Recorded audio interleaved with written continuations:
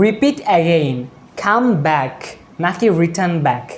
So এই যে শব্দগুলো আমি বলেছি এগুলোর মধ্যে ভুল কোথায় আজকে ভিডিওতে আমরা শিখব। এবং এই গ্রামার পার্টটার নাম হচ্ছে রিডান্ডেন্সি এরর। রিডান্ডেন্সি আপনি যদি ডিকশনারিটা একটু উল্টান আপনি পাবেন এই রিডান্ডেন্সি মানে হচ্ছে অপ্রয়োজনীয়তা, বাহুল্য, মানে অতিরিক্ত কথা বলে, এক্সট্রা ভ্যাগেন্ট কথা বলে, যেগুলো কোনো দরকার নাই বা দিলে এইটা মানায় না, আসলে ব্যাখ্যাপ্পা লাগে। সো এমন কয়েকটা ওয়ার্ড আজকে আমরা শিখে রাখবো যেগুলো খুবই কমন, আমরা অনেকে এগুলো ভুল করে ফেলি। তো আই হোপ এই ভিডিওটা আপনাদের কাজে দেবে। এরকম ক্লাস পেতে চাইলে এই ক্লাসটি বেশি করে শেয়ার করবেন। দেখুন, he repeated it again, he repeated it again.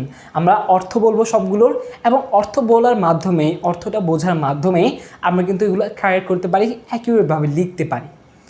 He repeated it again, repeat এই শব্দটির অর্থ যদি আমি আপনাদের কাছ থেকে জানতে চাই, আপনারা এক কথা উত্তর দিবেন যে আবার বলা, আবার করা। যে একটা কাজ অথবা একটা কথা আমি আবার বলি, এটা হচ্ছে রিপিট। আমি একটা কাজ করেছি আবার করেছি, এটা হচ্ছে রিপিট। সো এই রিপিটটা মানে হচ্ছে আবার কোনো কিছু একটা আবার করা বা আবার লেখা, যে কোনো কিছু হতে পারে, আবার খাওয়া। সো রিপিট মানে আবার কিছু একটা করা, এটাই। হি রিপিটেড ইট অ্যাগেইন, তাহলে সে এটা আবার করেছে। আমি যে অর্থটা বলি খুবই হাস্যকর শোনায়, যে সেটা সে আবার করেছে, এটা সে আবার করেছে। কেন? অ্যাগেইন ওয়ার্ডটা এখানে আমাদের বাধা দিচ্ছে। অ্যাগেইন ওয়ার্ডটা যখন আমরা ইউজ করছি মানে বোঝাচ্ছে এটা সে আবার করেছে। তাহলে অ্যাগেইনটা যদি বাদ দেই, if we remove this word, cut out this word, it will be accurate. যে হি রিপিটেড ইট, সে আবার এটা রিপিট করেছে, সেটা আবার বলেছে, আবার লিখেছে, বা যে কোনো কিছু হতে পারে, যেহেতু এখানে নেই সে লিখেছে কিনা বা বলেছে কিনা। তাহলে এইরকম আরও এক্সাম্পল কয়েকটা আছে, আমরা একটু চেক করি। এইটা হচ্ছে মূলত ভুলটা। এখানে আপনাকে পরীক্ষা কীভাবে আসবে সেটা বলে দিই। পরীক্ষা কীভাবে আসবে, কয়েকটা ওয়ার্ড এরকম একটা সেন্টেন্স দিবে, কয়েকটা ওয়ার্ডের নিচে আন্ডারলাইন করা থাকবে, এভাবে কয়েকটা ওয়ার্ডের নিচে আন্ডারলাইন করা থাকবে। আপনাকে বলা হবে কোনটা ভুল এখানে সেটা সিলেক্ট করতে।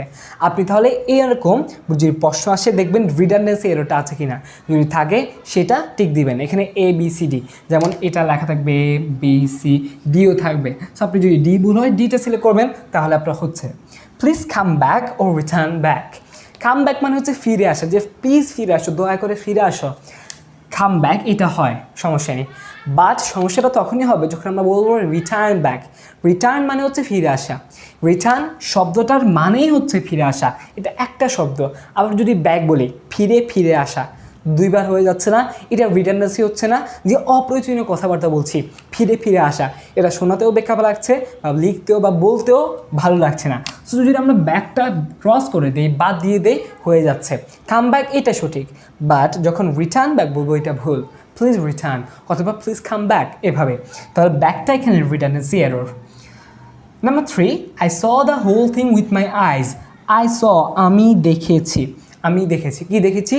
হোল থিং পুরা বিষয়টা, বা হোল সিন হতে পারে, সিনারি হতে পারে, ইভেন্ট হতে পারে, উইথ মাই আইজ অথবা উইথ মাই ওন আইজ। এখন আমি যদি প্রশ্ন করি কী দিয়ে আমরা দেখি, আমরা চোখ দিয়েই তো দেখি, রাইট? সো যদি আমরা চোখ দিয়ে দেখি, আবার বাড়তি একটা কথা বলছি যে আমি পুরো বিষয়টা দেখেছি আমার চোখ দিয়ে, দেখা মানেই দেখা, চোখ দিয়ে দেখা। সো এখানে যদি আবার বলি উইথ মাই আইজ, এইটা আরও ব্যাখ্যা শোনায়। সো এটা যদি আমরা কেটে দেই তাহলে হচ্ছে যে I saw the whole thing, তাহলে এইটাই হচ্ছে যে আমি বিষয়টা দেখেছি। The end result wasn't sad. এখানে রেজাল্টটা, শেষ যে রেজাল্টটা সেটা কি ছিল না?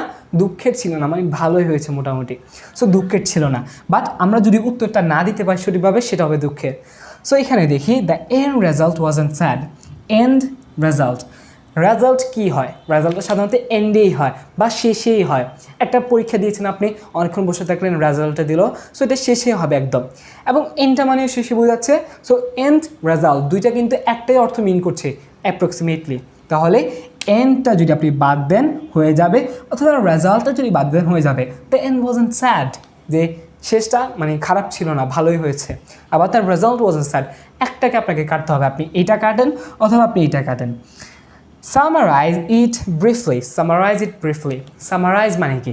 সামারাইজেশন মানে হচ্ছে যে সার সংক্ষেপ, এটাকে সংক্ষেপে বলো বা লিখো, যেটাই হোক না কেন। সামারাইজ মানে সার সংক্ষেপ লিখা, বলা, সংক্ষেপে লিখা। তো সামারাইজ ওয়ার্ড যেটা সেটাই সংক্ষেপে বোঝাচ্ছে। আবার এগেইন যদি ব্রিফলিটা অ্যাড করি এইটা ভুল। ব্রিফলি মানে কি? ব্রিফলি মানে হচ্ছে সংক্ষেপে, একদম ছোট করে যদি তুমি পারো সেটাই লিখো। সো ছোটো করে লিখবো, সামারাইজ তো বলেছি, ওয়াই ব্রিফলি অ্যাগেইন। সো ব্রিফলিটা আমরা বাদ দিলেই এটা হয়ে যাবে অ্যাকিউরেট সেন্টেন্স। ব্রিফলিটার রিডান্ডেন্সি এরর।